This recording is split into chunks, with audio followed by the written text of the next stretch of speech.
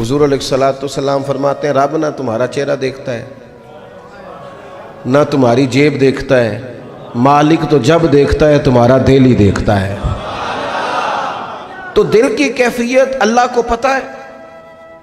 دل بے چین اس لیے رہتے ہیں کہ یہ جو پیاس اور جو طلب کرتے ہیں وہ ہم انہیں پہنچاتے نہیں۔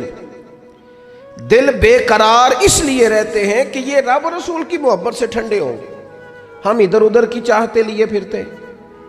ان کے اندر بے قراری اس لیے ہے کہ ہم نے امیدیں لوگوں سے وابستہ کر لی ہیں، جو لوگوں سے نہیں کرنی چاہیے تھی، اللہ رسول سے کرنی چاہیے۔ ہم نے اسباب کو اختیار کرنا ہے، بھروسہ اسباب پر نہیں، بھروسہ تو اللہ تعالیٰ پہ کرنا ہے۔ تو جب تک دیکھیں نا قرآن مجید نے کیا کہا، قرآن مجید نے کہا والذین آمنوا اشد حبا للہ، فرمایا وہ لوگ جو ایمان لے آئے وہ اپنے رب سے شدید محبت کرتے ہیں، اپنے رب سے پیار کرتے ہیں۔ ان کے سجدے بوجھ نہیں، ان کے سجدے تو لذت ہیں۔ انہیں نماز کے لیے لانا نہیں پڑتا، جبر نہیں کرنا پڑتا، ان کے تو دل کھچے چلے آتے ہیں۔ ان کو تو پیار ہو گیا، رات ساری بیت گئی اور ایک سجدہ بھی مکمل نہ ہوا۔ وہ تو مال چونکہ اللہ نے دیا ہے تو راہ خدا میں خرچ کرتے وقت ان کی طبیعت کسی قسم کا تکلف نہیں محسوس کرتی، کوئی بوجھ نہیں محسوس کرتی، چونکہ وہ ہر چیز سے بڑھ کر اللہ رسول سے پیار کرتے ہیں تو یہ چیزیں ان کے سامنے کبھی بھی رکاوٹ نہیں بنتی۔ اور دل میں سب سے زیادہ محبت اللہ کی، اور جہاں تک تعلق ہے میرے رسول پاک کا، اللہ کریم نے فرمایا النبی اولیٰ بالمؤمنین من انفسہم، فرمایا یہ جو نبی ہے نا یہ تو مومنوں سے ان کی جانوں سے بھی زیادہ قریب ہیں۔ تو ہر وقت دل کی دھڑکنوں میں، روح کی ٹھنڈک میں، قلب میں، دل میں، روح میں، ذہن میں جو چیز ہر وقت سمائی ہے نا مومنوں کے، وہ رسول پاک کی ذات ہے۔ اگر رات ساری بندہ یہی سوچتا رہے کہ سویرے یار کس طرح کام چلانا ہے، پیسے کیسے آئیں گے، جو میرے پاس 2 لاکھ ہے اسے 6 کیسے کرنا ہے، اور یہ 6 ہے یہ 12 کیسے ہو سکتا ہے، اور جناب یہ دنیا میری کیسے آگے بڑھ سکتی ہے، اور یہ جو پلاٹ پڑا ہے نا میرے گھر کے بالکل سامنے کیسے کچھ چکر چلے کہ میرا ہو جائے، گاڑی ہے ذرا چھوٹے ٹائروں والی بڑے ٹائروں والی کیسے آ سکتی ہے۔ اگر 24 گھنٹے منصوبہ بندی دنیا حاصل کرنے سے دین منع تھوڑا کرتا ہے۔ حضور نے تو فرمایا محنت کر کے کمائی کرنے والا اللہ کا دوست ہے، منع نہیں ہے، لیکن ہر وقت اسی گنتی میں رہنا، اسی کے شمار میں رہنا، الجھ جانا، اور جو اصل چیز تھی اس کو چھوڑ جانا۔ ہم نا نیکی کرتے ہیں، مومن ہوتے ہیں، لیکن اس کی لذت نہیں پاتے۔ یعنی اگر نماز پڑھ کے بھی بندہ قرار نہ حاصل کرے، اگر وہ خیرات کر کے بھی اس کی ٹھنڈک نہ محسوس کرے، مسجد آ کے محفل کرا کے محفل میں بیٹھ کے پھر بھی اس سے کوئی روحانیت نہ پا سکے، اس نے 20 علماء سنے، اس نے درجنوں خطباء سنے، اس نے ساری زندگی گزار دی، لیکن اس کے دل کی کیفیت ہی نہ بدلی، وہ لذت خاص ہی اسے نصیب نہ ہو، تو پھر اسے سوچنا چاہیے نا کہ دل میں نا اللہ تعالیٰ نے نا ہر چیز 2 بنائی ہے، ہونٹ 2، آنکھیں 2، کان 2، ہاتھ 2، پیر، دل اللہ نے ایک ہی بنایا۔ یہ نہیں ہو سکتا کہ چلو ایک طرف مجھے رکھ لو ایک طرف کسی اور کو رکھ لو، دل ہی ایک بنایا ہے۔ وہ کہتا ہے بس دل ایک ہے تو رب رسول ہی رہیں گے، اس میں ادھر ادھر کی چاہتے نہ لے آنا، جب تک دل کے اندر پوری طور پر اللہ رسول کی، بخاری مسلم میں حدیث ہے، نبی پاک علیہ الصلوۃ والسلام نے فرمایا اگر تم چاہتے ہو نا تمہیں ایمان کی لذت نصیب ہو، آپ زیادہ غور کریں میری بات پر، ایک ہے کھانا، ایک ہے مزیدار کھانا، ایک ہے مومن ہونا اور ایک ہے مومن ہونے کا مزہ آنا، لذت نصیب ہونا کہ میں صاحب ایمان ہوں۔ فرمایا اگر تم چاہتے ہو کہ تمہیں ایمان کی لذت نصیب ہو، یہ حدیث آپ نے بھولنی نہیں، بخاری مسلم میں، اگر چاہتے ہو کہ ایمان کی لذت نصیب ہو تو 3 کام کرو۔ یا رسول اللہ صلی اللہ تعالی علیہ وسلم کون کون سے؟ حضور فرمانے لگے پہلا کام یہ کرو کہ ہر چیز سے بڑھ کر اللہ رسول سے محبت کرو. لیکن یہ نیرا نعرہ نہیں لگانا، یہ غور کرنا ہے، پیسوں پر اچھی طرح غور کر کے سوچ لینا ہے کہ پیسے زیادہ پیارے ہیں کہ اللہ رسول. یہ غور کر لینا. یہ جو جھوٹی انا کے بت بنائے ہوئے نا، میری عزت، میری برادری، میری افسری، میرا قبیلہ، میری کرسی، یہ غور کر لینا ہے کہ کرسیاں زیادہ پیاری ہیں، اقتدار زیادہ پیارا ہے کہ اللہ رسول. ایک طرف رسول اللہ کی شریعت اور ایک طرف تیری برادری کے رسم و رواج. لیکن شادی والے دن رسم و رواج جیت گئے. کدھر گئی تیری محبت رسول؟ وہ صرف محفل والے دن تھی، ربیع الاول شریف میں تھی. ہم تو دیندار سمجھتے ہی اس کو ہیں جس کے گھر میں شادی ہو تو پتہ چلتا ہے کتنا دیندار ہے. محفل میں تو سارے دیندار ہوتے ہیں. یہ تو پتہ ہی تب چلتا ہے جب کسی کا انتقال ہو جائے یا گھر میں کوئی خوشی آئے کہ اب یہ کتنا دیندار ہے. اب پتہ چلے گا. مسجد میں تو سارے دیندار ہیں. فرمایا اگر چاہتے ہو کہ لذت ایمان نصیب ہو تو ہر چیز سے بڑھ کر اللہ رسول سے پیار کرو. اور دوسرا فرمایا جس سے بھی پیار کرو نا اللہ رسول کی رضا کے لیے کرو. شکریہ کا تکلف بھی چھوڑ دو. وہ میرا احسان مانے گا یہ بھی چھوڑ دو، میری تعریف کرے گا یہ بھی چھوڑ دو. فقط اللہ رسول کی رضا کے لیے رشتے بنانے شروع کرو، مومن ہونے کا مزہ آئے گا. جتنے ہم شکوے کرتے ہیں نا رشتہ داروں کے، بھائیوں کے، قبیلوں کے، برادریوں کے، یہ سارے ختم ہو جائیں اگر ہم محبت اللہ رسول کی وجہ سے کرنی شروع کر دیں.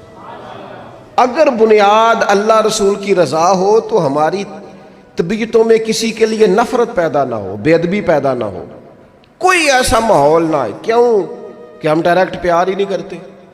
ہم جس سے بھی پیار کرتے ہیں درمیان میں رب و رسول کو رکھ کے کرتے ہیں.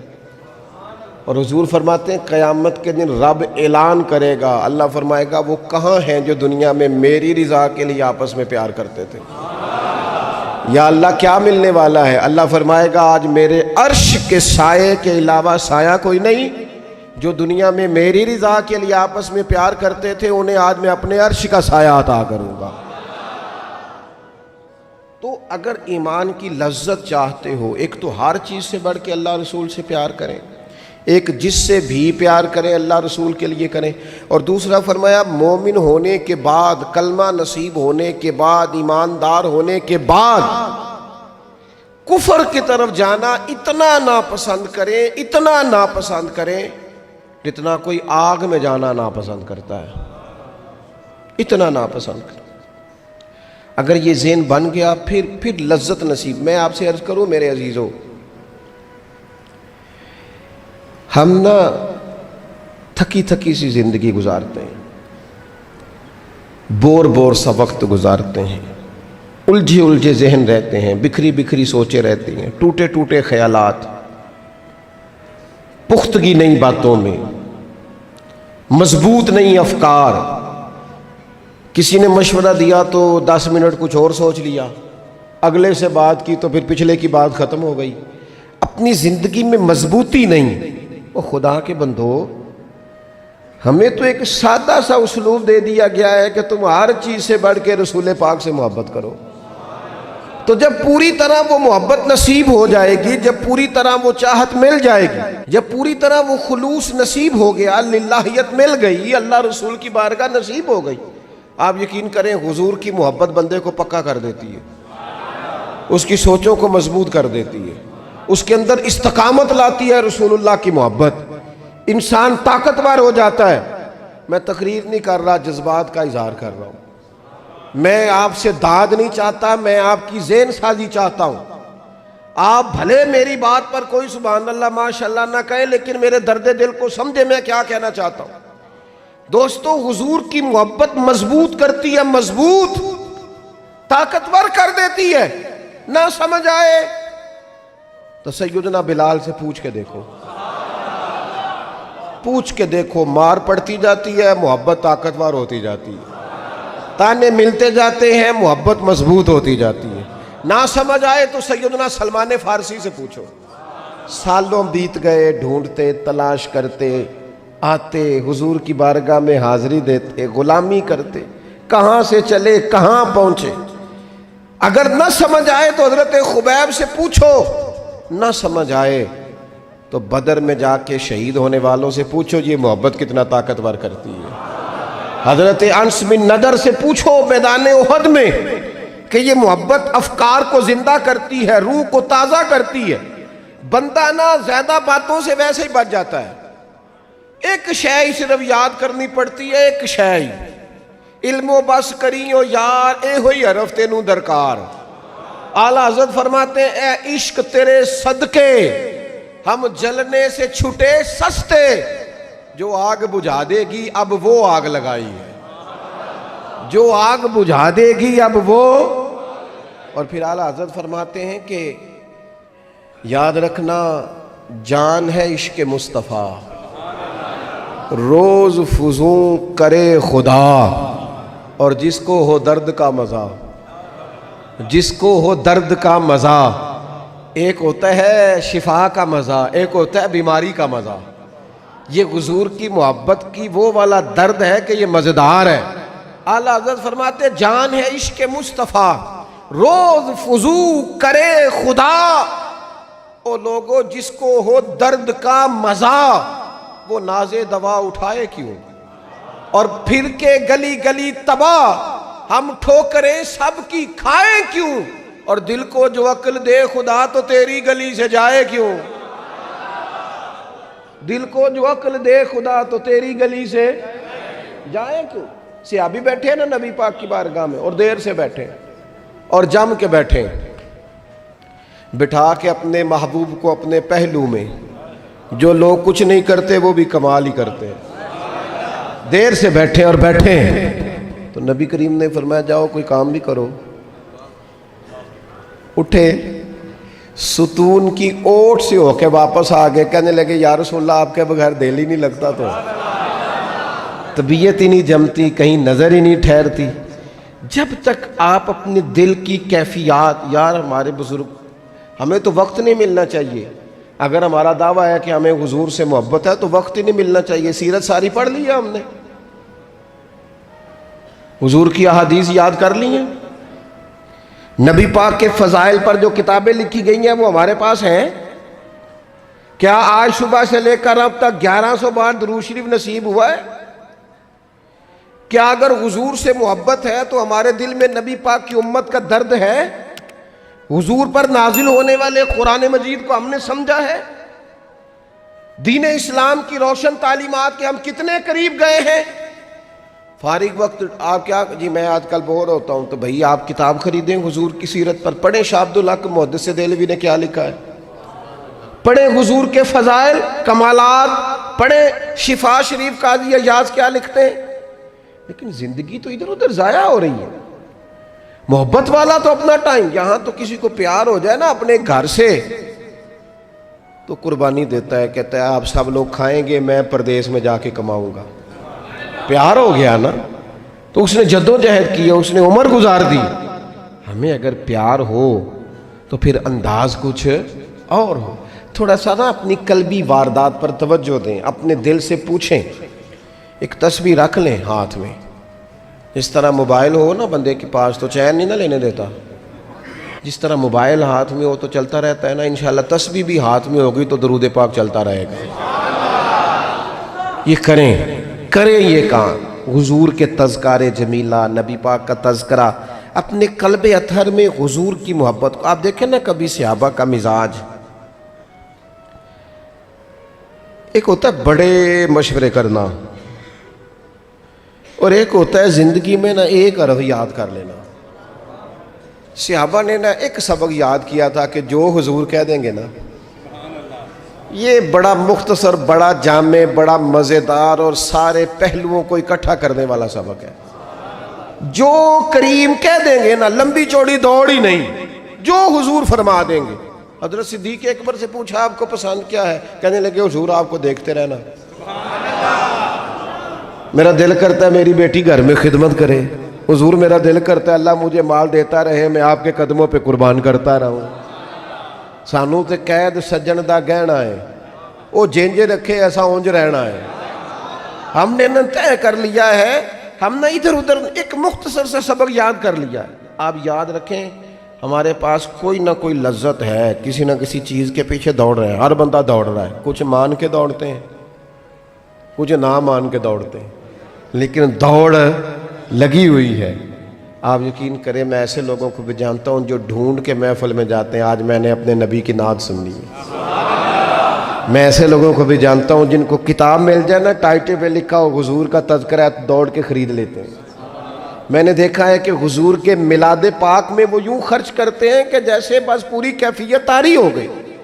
نبی پاک کی نسبت جہاں نظر آئی، حضور کے اصحاب کی بات آئی یا اولاد کی بات آئی، امت کے اولیاء کی بات آئی یا علماء کی بات آئی، دین کے طلباء جو مدرسوں میں پڑھتے ہیں ان کی بات، جہاں جہاں ذکر آیا ہم نے نہ کبھی قطرے پہ غور کیا اور نہ دریا دیکھا، بس جہاں تیری جھلک دیکھی وہیں ڈوب گئے۔ اپنے دل میں اس محبت کو پیدا کریں۔ میں آپ سے عرض کروں، اولادیں بھی پریشان ہیں ہماری،